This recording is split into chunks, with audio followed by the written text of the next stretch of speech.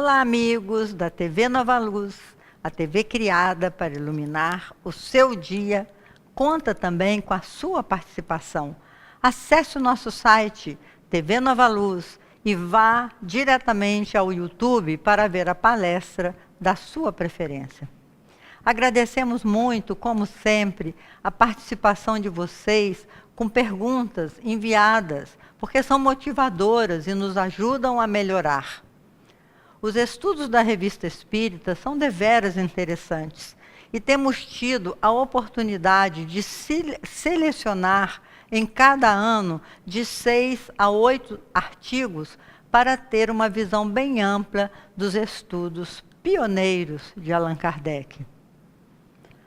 Estamos em 1863, o artigo do mês de abril, Espíritos incrédulos e materialistas, como nós vemos nos slides. Revista Espírita, Paris, 1863, Espíritos incrédulos e materialistas. Na evocação do Senhor Viennois, evocação do Senhor Viennois. Na evocação do Senhor Viennois, feita na última sessão, encontra-se essa frase: vossa prece comoveu muitos espíritos levianos e incrédulos. Como podem os espíritos serem incrédulos? O meio em que se acha não é para eles a negação da incredulidade?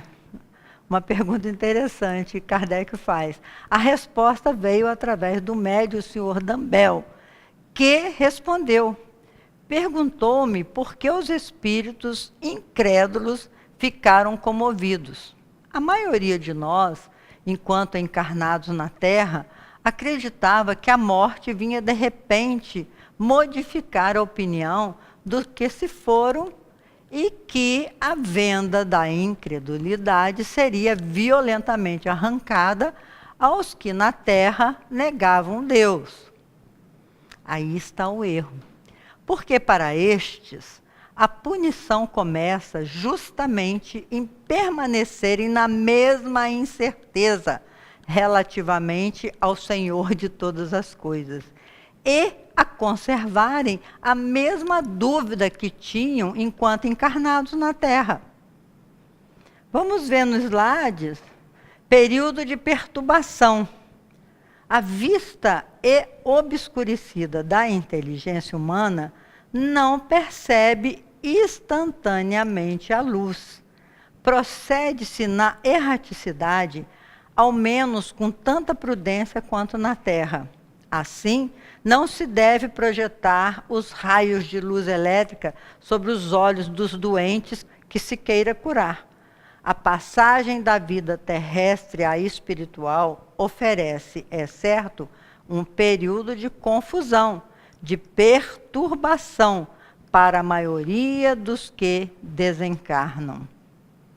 Alguns há, no entanto, que desprendido dos bens terrenos, ainda em vida, realizam essa transição tão facilmente quanto uma pomba que se eleva no ar. É fácil percebermos essa diferença examinando os hábitos dos viajantes que embarcam para atravessar os oceanos. Para alguns, a viagem é um prazer, para a maioria, um sofrimento, uma aflição, e que durará até o desembarque. Pois bem, ocorre o mesmo com quem viaja da Terra ao mundo dos espíritos. Alguns se desprendem rapidamente, sem sofrimento e sem perturbação, ao passo que outros são submetidos ao mal da travessia etérea. Assim como, vamos ver nos slides, assim como alguns que tocam a terra ao sair do navio recuperam o equilíbrio e a saúde, também o espírito que transpõe os obstáculos da morte acaba por se achar como no ponto de partida, com a consciência limpa e clara de sua individualidade. Interessante isso, meus irmãos. É, pois, certo, meu caro senhor Kardec, que os incrédulos e os materialistas absolutos conservam sua opinião além do túmulo, até a hora, ou até o momento, em que a razão ou a graça tiver despertado em seu coração o pensamento verdadeiro ali escondido. Por isso, essas divergências nas comunicações dos espíritos de além-túmulo. Por isso acontecem alguns ditados impregnados de ateísmo ou de panteísmo. O espírito evocado do senhor Viennois insiste, compreende-se a incredulidade em certos espíritos, mas não se compreenderia o materialismo, pois o seu real estado é um processo contra o reino absoluto da matéria. E o nada depois da morte, não é? A matéria sutil.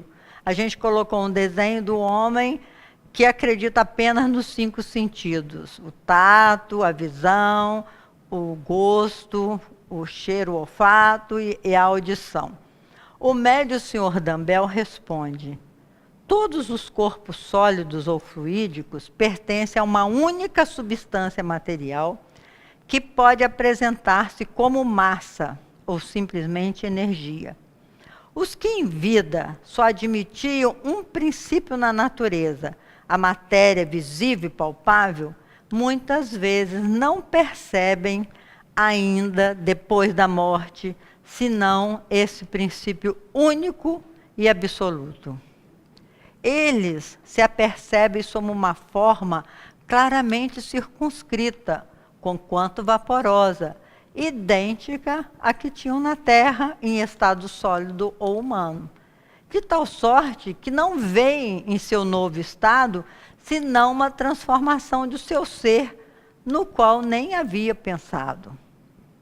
Mas ficam convencidos de que é um encaminhamento para o fim a que chegarão quando estiverem suficientemente desprendidos para se diluírem no todo universal. Em uma das condições de sua cegueira moral é de se aprisionar mais violentamente nos laços da materialidade, porque temem se afastar das regiões terrestres ou similares à Terra. Vamos ver no slide, a maioria dos desencarnados, os cativos na carne, não pode perceber as formas vaporosas dos espíritos que os cercam. A contemplação das entidades espirituais que se movem, tão belas e tão radiosas, nas altas esferas do Império Celeste.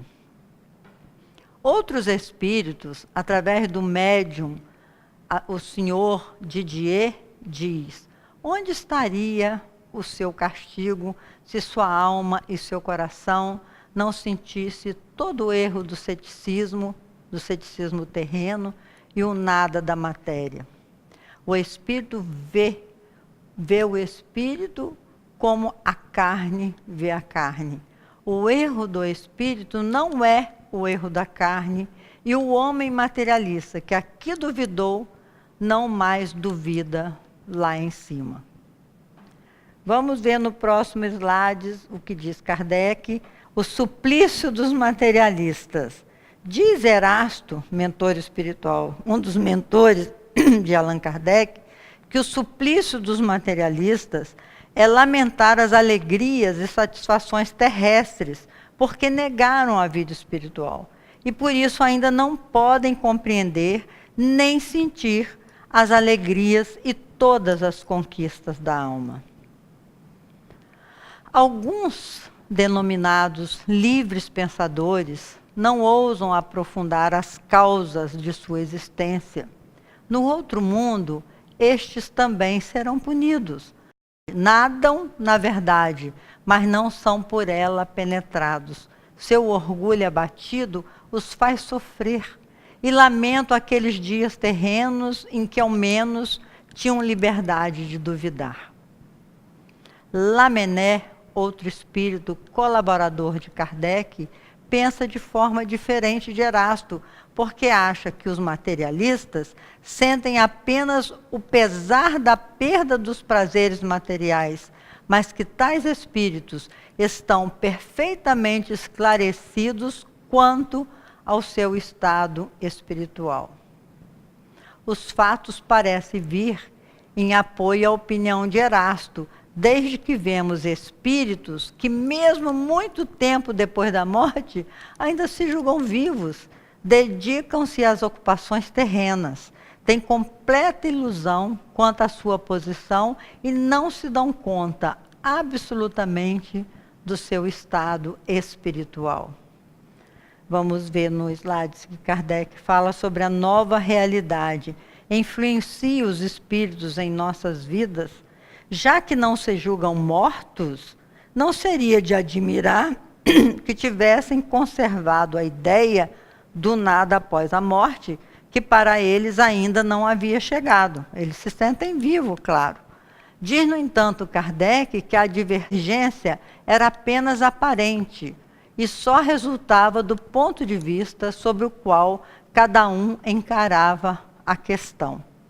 É bastante evidente que um espírito não pode ficar perpetuamente materialista. Perguntava-se tão somente se essa ideia seria necessariamente destruída logo após a morte. Ora, todos os espíritos estão de acordo quanto a este ponto e se pronunciam pela negativa. Um espírito não pode ficar perpetuamente materialista. O tempo em que conserva essa ideia depende da sua elevação moral. Finalizando, a dúvida. A persistência da dúvida sobre o futuro é um castigo para o espírito incrédulo. É para ele uma tortura, tanto mais pungente quanto for a sua capacidade de buscar a resposta para a sua nova situação corporal. Assim, meus irmãos e irmãs, busquemos estudar ainda em vida os ensinamentos que os Espíritos nos trouxeram da erraticidade. Respondamos para nós mesmos as seguintes perguntas. Por que o Mestre nos disse, a cada um será dado segundo as suas obras? Por que ele nos disse também, vim para que todos tenham vida, e vida em abundância? A vida tem noção de continuidade. Vamos acordar na dimensão espiritual, com as crenças e convicções que cultivamos na Terra. Vale a pena conferir todas elas, não vale? Até o nosso próximo encontro, se Deus quiser.